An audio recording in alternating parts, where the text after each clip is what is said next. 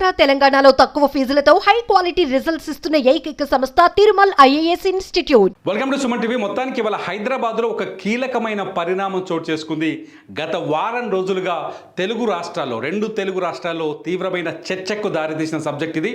Social మీడియాలో, ముఖ్యంగా social మీడియాలో అయితే ఒక వార్ జరుగుతుంది. ఆ సబ్జెక్ట్ ఏదో కాదు, కొండా సురేఖ వర్సెస్ అక్కినేని నాగార్జున. ఏదైతే కొండా సురేఖ పైన సోషల్ మీడియాలో కొందరు పోస్టులు పెట్టడంతో తట్టుకోలేక ఆమె కొన్ని వ్యాఖ్యలు చేశారు. ఆ వ్యాఖ్యలు తెలుగు సినిమా ఇండస్ట్రీలో దుమారాన్ని చెలరిగాయి. అది ముఖ్యంగా అక్కినేని ఫ్యామిలీ పైన ఆ వ్యాఖ్యలు చేశారు కొండా సురేఖ. అక్కినేని నాగార్జున కుమారులు నాగ చైతన్య, సమంతల విడాకుల వ్యవహారం పైన కొండా సురేఖ చేసిన వ్యాఖ్యలు తీవ్రమైన దుమారాన్ని రేపాయి. కొండా సురేఖ తను తర్వాత కూడా చెప్పారు, సమంత బాధపడుతుంది, సో నేను తన వ్యాఖ్యల్ని వెనక్కి తీసుకుంటానని చెప్పారు. అయితే నాగార్జున పట్ల మాత్రం, అక్కినేని ఫ్యామిలీ పట్ల మాత్రం కొండా సురేఖ ఎటువంటి వ్యాఖ్యలు చేయలేదనే ఒక చర్చ అయితే సోషల్ మీడియాలో ఉంది. చాలాసార్లు మనం మొబైల్ స్క్రోల్ చేస్తున్నా, లేకపోతే ట్విట్టర్లోకి వెళ్ళిన ఆ చర్చ ఇంకా కంటిన్యూగా కనిపిస్తుంది. ఈ నేపథ్యంలో ఇవాళ అక్కినేని నాగార్జున నాంపల్లి కోర్టుకు హాజరయ్యారు.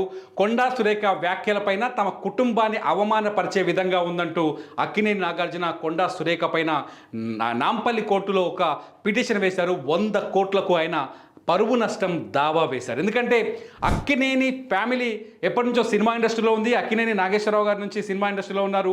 అక్కినేని నాగార్జున తర్వాత పరంపర నాగ చైతన్య తర్వాత సమంత, ఇదంతా అక్కినేని కుటుంబానికి తెలుగు సినిమా ఇండస్ట్రీలో చాలా పెద్ద భాగస్వామ్యం ఉంది.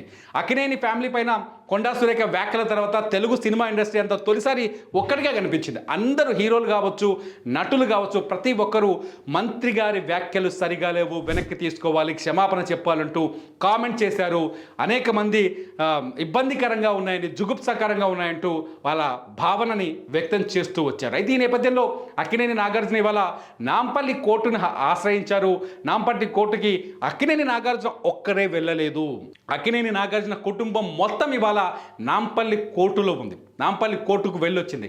అక్కినేని నాగార్జున వెళ్ళారు, అమలా వెళ్ళారు, నాగ చైతన్య వెళ్ళారు, అక్కినేని సుప్రియ ఎవరైతే నాగార్జున కోడలు ఆవిడ వెళ్ళారు, అక్కినేని నాగార్జున సిస్టర్స్ కూడా వెళ్ళినట్టుగా కొంత మనకు సమాచారం ఉంది. మొత్తం కుటుంబ సమేతంగా ఇవాళ ఆ నాంపల్లి కోర్టులో హాజరై తమ బాధను, తమ ఆవేదనను కోర్టుకు విన్నవించుకున్నట్టుగా మనకు కొంత సమాచారం తెలుస్తుంది. అయితే నాగార్జున తరఫున నాగార్జున వాదనలు విన్న నాంపల్లి కోర్టు నాగార్జున రేపు మళ్ళీ కోర్టుకు రమ్మని ఆదేశాలు జారీ చేసినట్టుగా తెలుస్తుంది. రేపు వచ్చి తన స్టేట్మెంట్ని రికార్డు చేయాల్సిందిగా జడ్జ్ సూచించినట్టుగా తెలుస్తుంది.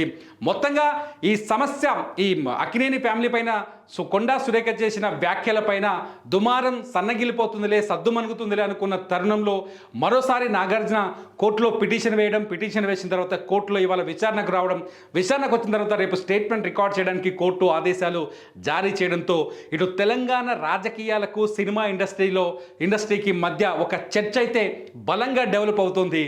అక్కినేని వర్సెస్ కొండా సురేఖ వ్యవహారం ఎంతవరకు వెళ్తుంది, ఎంత దూరం వెళ్తుంది అనేది ఇప్పుడు ఆసక్తికరంగా మారుతుంది. కొండా సురేఖ తన వ్యాఖ్యలపైన కొంత విచారం వ్యక్తం చేసినప్పటికీ కూడా నాగార్జున మాత్రం తన కుటుంబ పరువుకు సంబంధించిన అంశం అంటూ ఆయన తీవ్ర మనోవేదనతో ఉన్నట్టుగా తెలుస్తోంది. అయితే ఇటు కొండా సురేఖ లాయర్ నిన్న కొంత కాంట్రవర్సీ వ్యాఖ్యలు చేసినట్టుగా తెలుస్తోంది.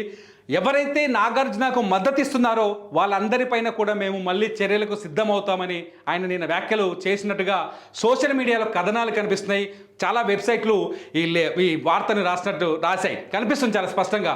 సోషల్ మీడియాలో చర్చ జరుగుతుంది. దీంతో మళ్ళీ కొండా సురేఖ వర్సెస్ అక్కినేని నాగార్జునగా ఈ వివాదం డెవలప్ అయ్యే అవకాశం ఉందా, ఈ వివాదం మరింత రాజుకునే ఛాన్సెస్ ఉన్నాయి అనేది కొంత చర్చ జరుగుతుంది. మొదటి నుంచి ఎప్పుడైతే అక్కినేని నాగార్జున ఫ్యామిలీ పైన కొండా సురేఖ వ్యాఖ్యలు చేశారో అప్పుడు సోషల్ మీడియాలో ఇంకో చర్చ కూడా తెరపైకి వచ్చింది. ముఖ్యంగా రేవంత్ రెడ్డికి నాగార్జునకు మధ్య ఏదైనా భేషజాలు ఉన్నాయా, నాగార్జునకి రేవంత్ రెడ్డికి మధ్య గ్యాప్ ఉందా అనే చర్చ కొంత జరిగింది. ఎందుకంటే హైడ్రా క్రియేట్ అవ్వడం, హైదరాబాద్లో తెలంగాణ ప్రభుత్వం హైడ్రాని ఏర్పాటు చేయడం, హైడ్రా మొట్టమొదటగా నాగార్జునకు సంబంధించిన మాదాపూర్లో ఏదైతే ఎన్కన్వెన్షన్ ఉందో ఎన్కన్వెన్షన్ కూల్చేయడం, ఆ తర్వాతే కొండా సురేఖ లాంటి సీనియర్ కాంగ్రెస్ పార్టీలో సీనియర్ నాయకురాలు అక్కినేని కుటుంబాన్ని పేరుని ప్రస్తావిస్తూ తీవ్రమైన ఆరోపణలు చేయడం, బీఆర్ఎస్ పైన ఆరోపణలు చేస్తూ అందులో అక్కినేని కుటుంబం పేరు తీసుకురావడంతో ఇదంతా ప్రభుత్వానికి నాగార్జున మధ్య గ్యాప్ ఉందా అనే చర్చకు కూడా తెరలేచినట్టయింది. మొత్తంగా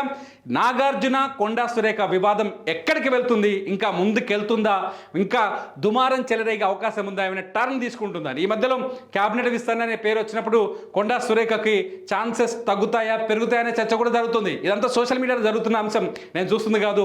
సోషల్ మీడియాలో ఈ చర్చలు జరుగుతున్న ఈ నేపథ్యంలో ఈ వివాదం పులి స్టాప్ పడుతుందా, ఇంకా ముందుకెళ్తుందా అన్నది ఏమవుతుంది అనేది మీరు కామెంట్ చేయండి.